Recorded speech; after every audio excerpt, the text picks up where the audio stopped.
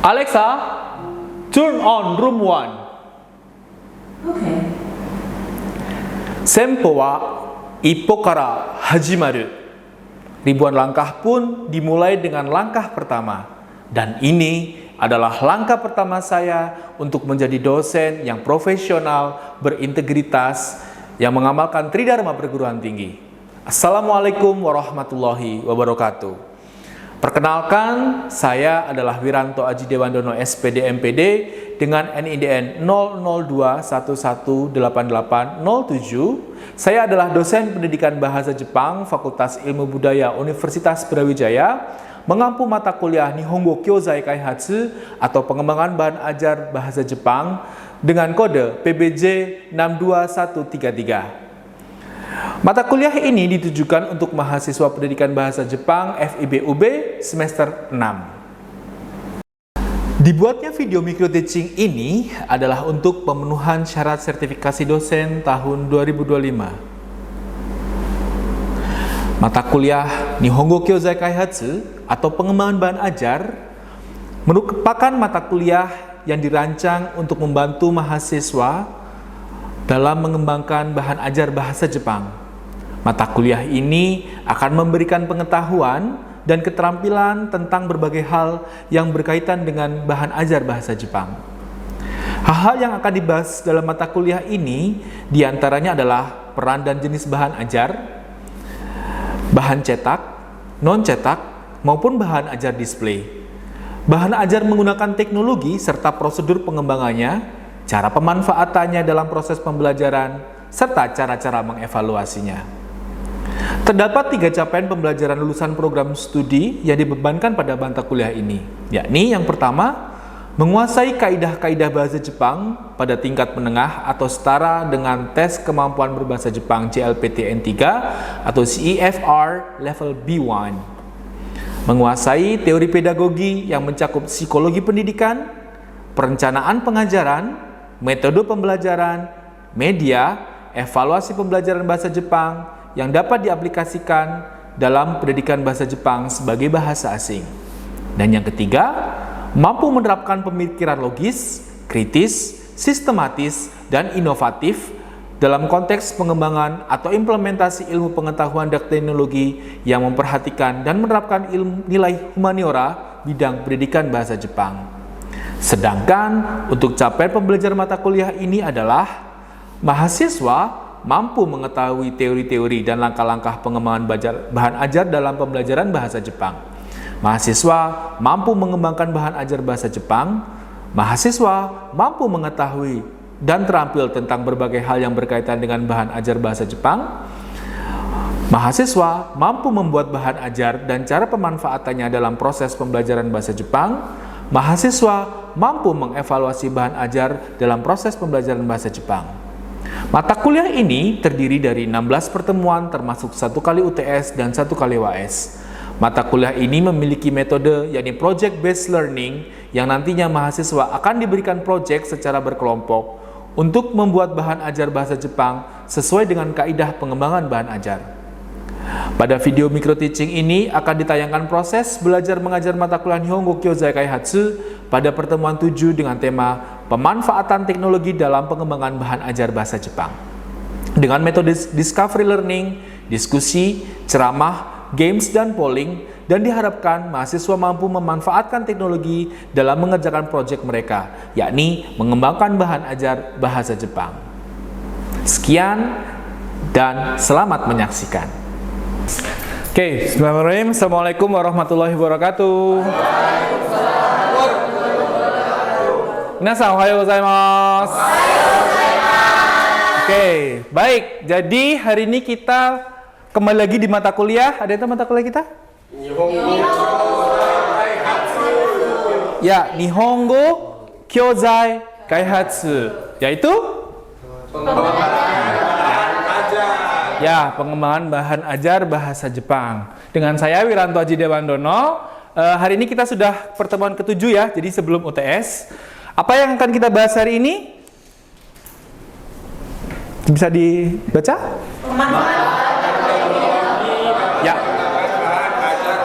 Ya. hari ini kita akan belajar, kita akan berdiskusi mengenai pemanfaatan teknologi dalam pengembangan bahan ajar bahasa Jepang. Sebelumnya, coba minasang lihat dulu tentang video apersepsi ini. Setelah itu kita akan berdiskusi. Masa depan sesuatu yang pasti akan terjadi dan kalau dibahas pasti nggak ada habisnya.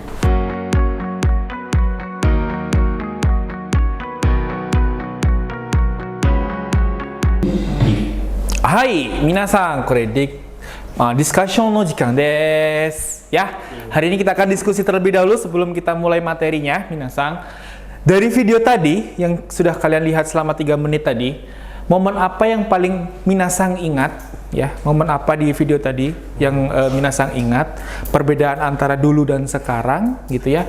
Yang dihubungkan dengan mempengaruhi cara kita dalam belajar pada hari ini. Oke, bisa dipahami dulu dan sekarang.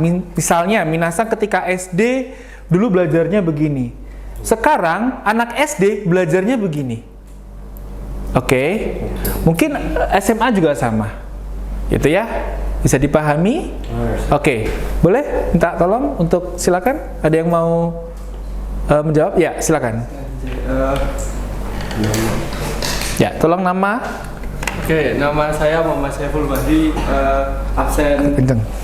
absen 15. Ya. Jadi kalau saya tadi momen yang saya ingat dari video tadi itu dari dulu teknologi yang awalnya simpel, terus dan itu simpel konsepnya tapi terbagi sendiri akhirnya kalau ditumpuk semua akan jadi susah, terlalu banyak. Sedangkan sekarang lebih efisien aja gitu.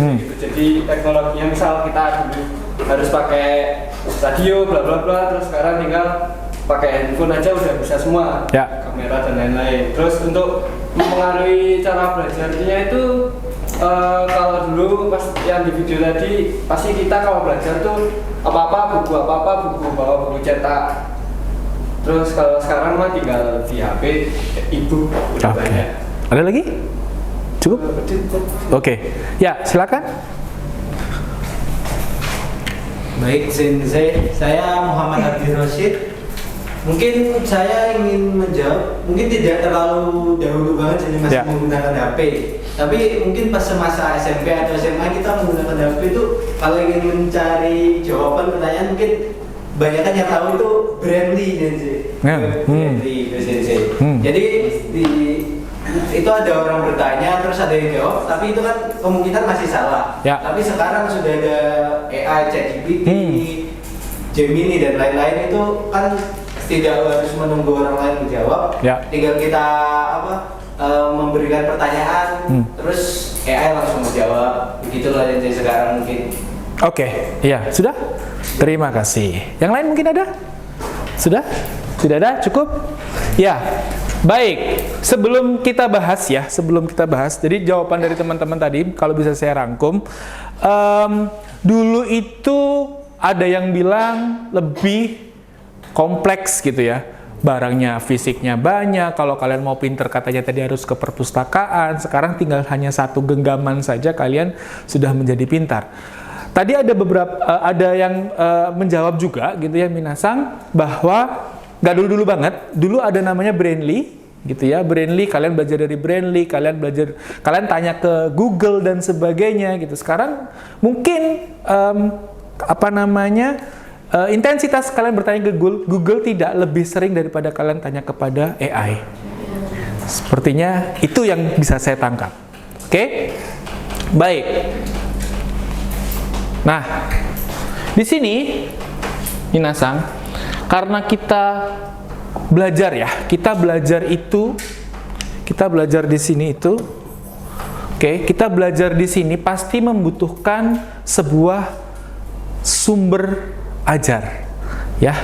Untuk mencapai ilmu kita pasti membutuhkan alat, kita pasti membutuhkan sumber dan sebagainya. Misal kita mau belajar tentang apa? Kalau Jepang misalnya? Bumpo apa misalnya? Tekudasai misalnya. Bentuk tekudasai. Tekudasai itu apa sih? tekudasai itu apa sih? Kalau dalam bahasa mungkin kita awal gitu ya, tekudasai itu apa? Gambar tekudasai yang sering kita dengar di film-film atau di platform-platform manapun ada bentuk tekudasai. Oke, saya mau bertanya ke Minasang. Kira-kira sebelum kalian tahu bentuk tekudasai secara bumpo, apa yang kalian persiapkan? Harus pernah dengar dulu Oke. kata tekudasai itu. Oke. Nggak bakal tahu sama sekali. Ya. Mendengar terlebih dahulu. Input Dengar ilmunya dulu ya. Dengar ilmunya dulu. Kemudian apalagi? Setelah mendengar, kita udah memahami. Bagaimana cara memahaminya? Membaca. Oke. Membaca. Membaca dulu atau memahami dulu? baca dulu. Ya, betul. Membaca dulu baru memahami. Ini 3 dan ini 2. Membaca dulu baru memahami. Oke, jadi kita mendengar dulu. Kita seperti bayi ya, apalagi ilmu bahasa. Kalian masih ingat ilmu bahasa?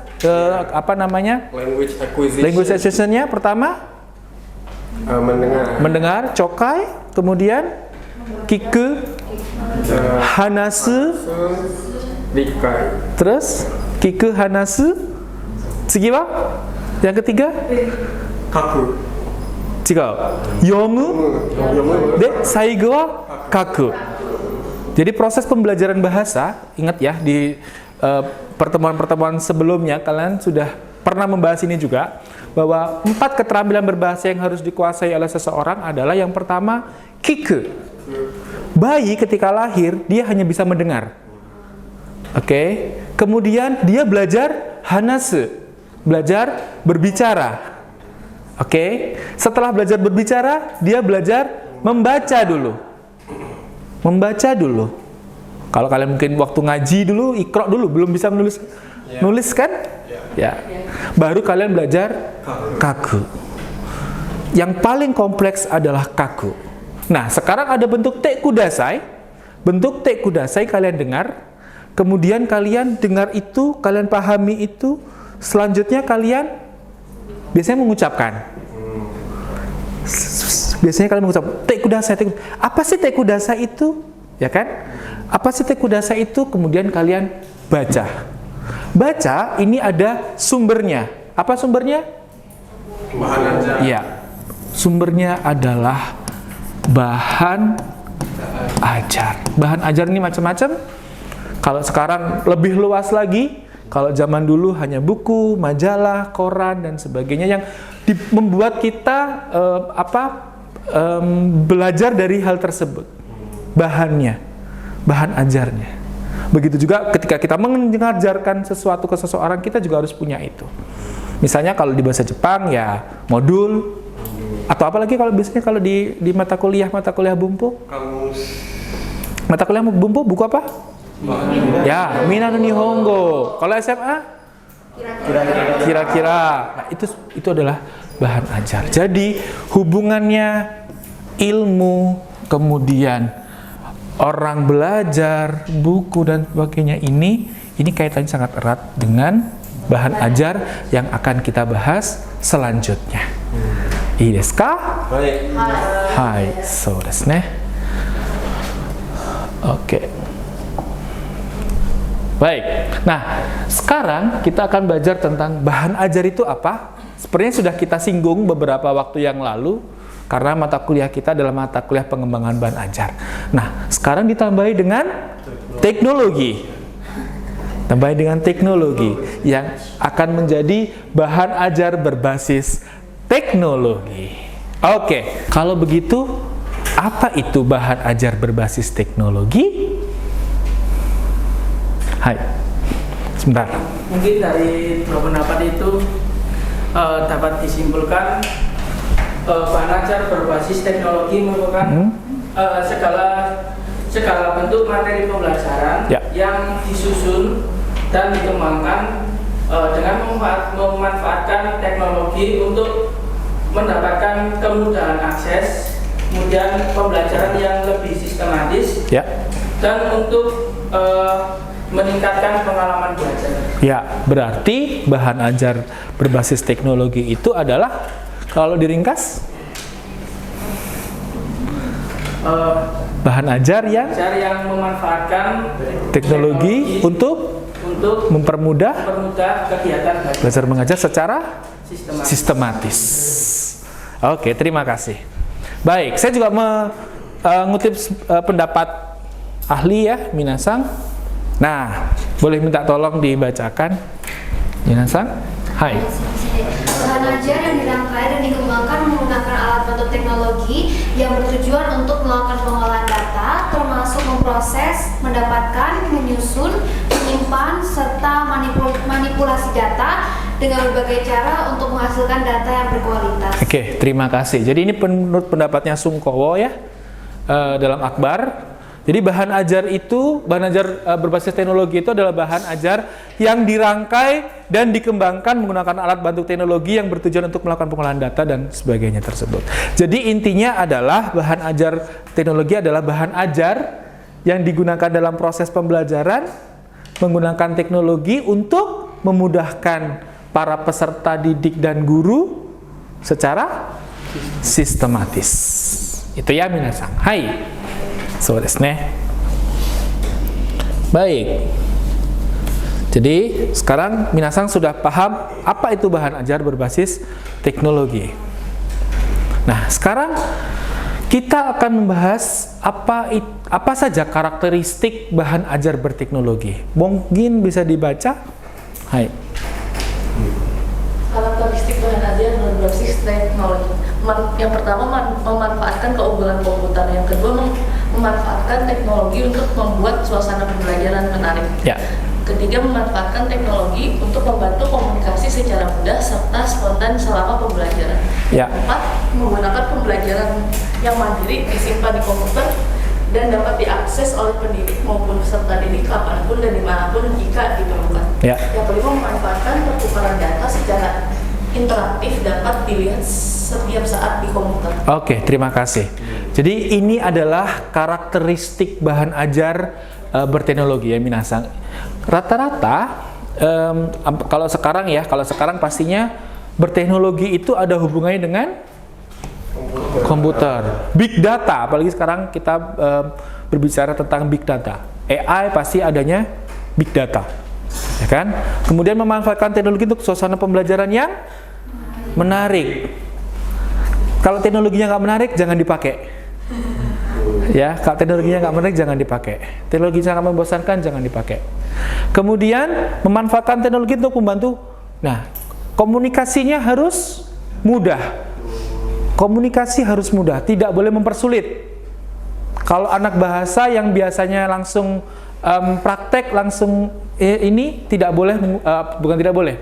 Tidak perlu kalian belajar coding sebenarnya. Ya, itu mempersulit kalian. Atau misalnya kalian mengajarkan bahasa Jepang tapi diminta untuk memasukkan nama dan sebagainya ke peserta didiknya harus coding dulu, nggak perlu kayak gitu. Ya, jadi mempermudah, oke?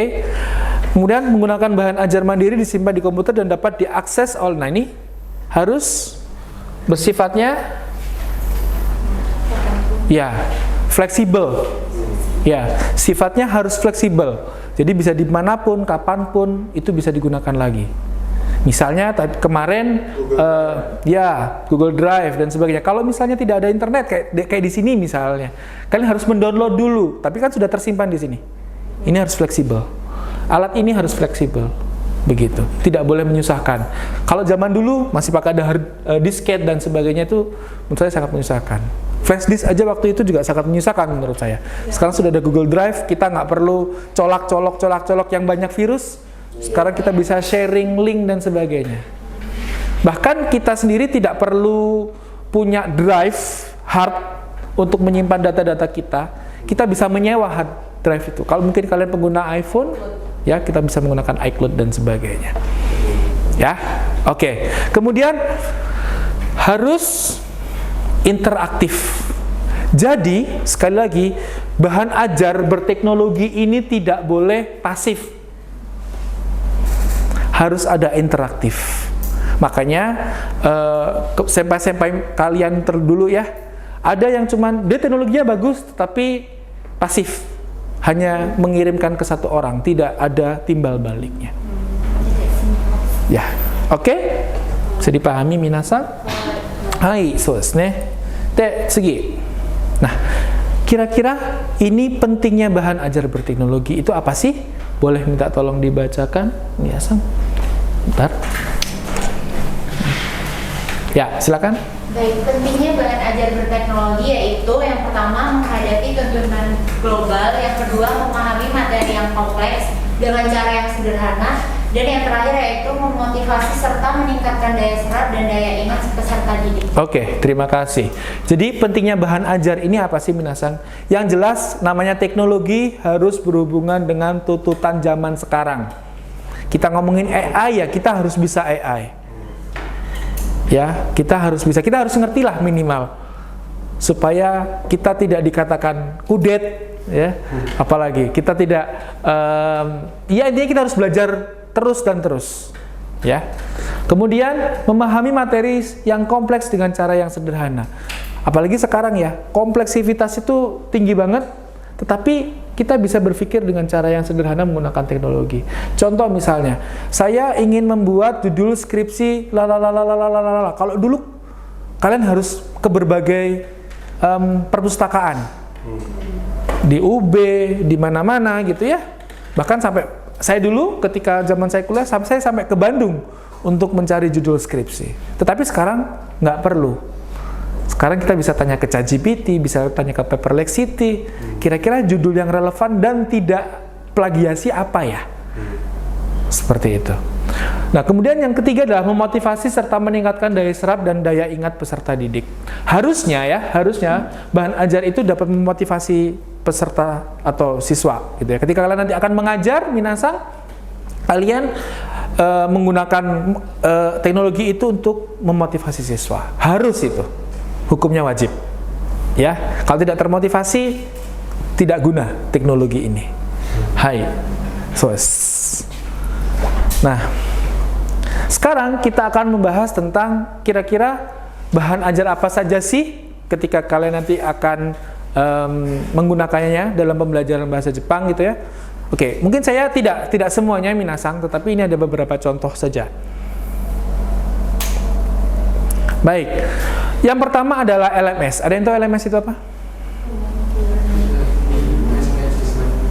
Ya, kalau kepanjangannya Learning Management System, atau dalam bahasa Indonesianya adalah Sistem Manajemen Pembelajaran. Boleh minta tolong Mbak Gusang dibaca? Gunakan platform untuk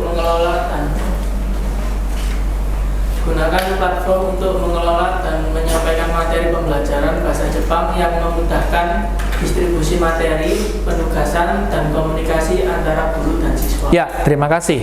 Jadi, selama ini kita menggunakan apa kira-kira? Kalau untuk komunikasi, distribusi materi, penugasan, masa pakai Zoom? Antara guru dan siswa? Ya, betul sekali. Ini adalah Google Classroom.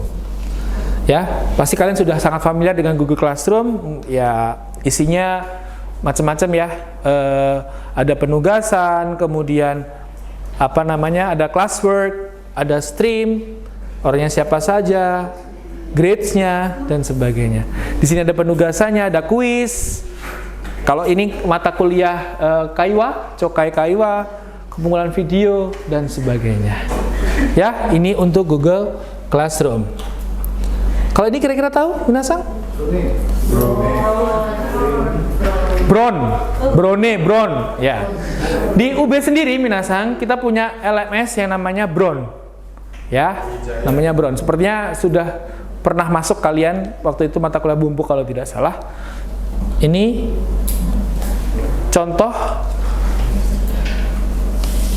contohnya Bron. Sebentar. Nah, ini contoh LMS Bron di UB pada mata kuliah Kyozai Bunseki, ya, analisis bahan ajar, yang isinya tentang ya kontrak perkuliahan, semuanya, modul Kyozai Bunseki, kemudian pertemuan, ada video, slide dan sebagainya, dan kuis begitu. Jadi ini itu digunakan untuk pembelajaran jarak jauh juga bisa. Misal dosen ini kan pekerjaannya tidak hanya mengajar ya, atau guru pekerjaannya kan tidak hanya mengajar. Kalau di Indonesia guru pasti administrasi dan sebagainya. Jadi supaya siswa tidak tidak miss materi, kita bisa menggunakan LMS untuk mengajar. Ya, learning management system. Salah satunya menggunakan, kalau di UB kita pakai Bron seperti ini minasang. Hai. Mungkin ada ditanyakan? Cukup? Baik. Kalau tidak ada, nah, yang kedua apa? Flipbook. Ya, betul. Flipbook atau buku digital interaktif. Supaya tidak menguap, bisa mungkin Adel? Flipbook atau buku digital interaktif, publikasi digital interaktif yang mensimulasikan pengalaman membaca buku fisik lengkap dengan efek membaca halaman yang terlihat dan terasa seperti buku nyata. Ya, jadi Flipbook mungkin dari beberapa kalian juga sudah paham ya bagaimana Flipbook ini, dan ini adalah contohnya. Maaf.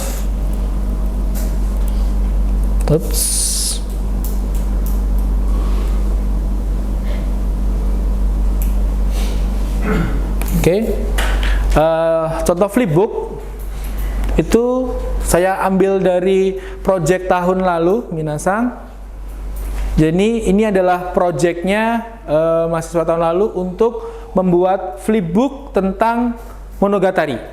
Ya, belajar bahasa Jepang dengan cerita rakyat Indonesia. Mungkin ini, nah, ini adalah Flipbook. Jadi mirip seperti buku aslinya, tetapi dia bentuknya digital, dan sekali lagi dia harus interaktif. Ya, contoh misalnya di sini dia ada di scan ataupun di play. 昔々子供が欲しいと思っていた夫婦がいました。2人は大きな鬼に頼みました。 Seperti ini. Ya, ini seperti contohnya seperti ini. Jadi misalnya kalau mau bikin kuisnya langsung nyambung ke link kuis atau bagaimanapun. Jadi harus ada interaktif di situ. Oke. Jadi kita paperless sekarang ya, supaya tidak ada sampah lagi. Oke, seperti ini contohnya. Nah, sekarang kita waktunya adalah kuis. Silakan di scan terlebih dahulu. Enggak, kuis tentang materi kita hari ini.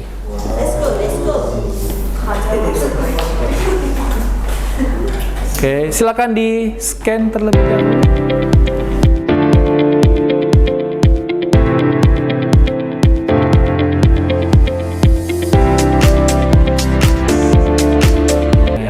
Game finish.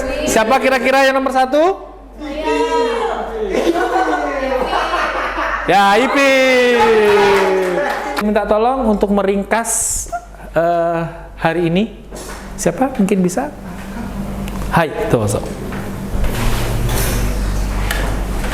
Sensei, nama saya Maman, absen 16. Mungkin singkat saya Sensei, hari ini kami belajar tentang teknologi dan berbagai macam teknologi tadi, dan kami sebagai calon pengajar gitu tadi belajar juga bagaimana kalau tepat menggunakan teknologi itu dapat meningkatkan efektivitas untuk pembelajaran bahasa Jepang. Ya, oke, terima kasih. Cukup ya. Ya, terima kasih. Beri aplaus dulu. Terima kasih.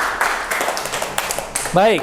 Jadi kalau bisa saya rangkumkan untuk hari ini ya, minasang, teknologi yang tepat dapat meningkatkan pengalaman belajar dan hasil pendidikan, sehingga pembelajaran bahasa Jepang pun lebih maksimal dan efisien. Jadi intinya adalah teknologi ini harus meningkatkan pengalaman belajarnya, kemudian harus memaksimalkan dan harus efisien. Mungkin itu saja dari saya, minasang. Terima kasih banyak. Arigatou gozaimasu. Mata raishu.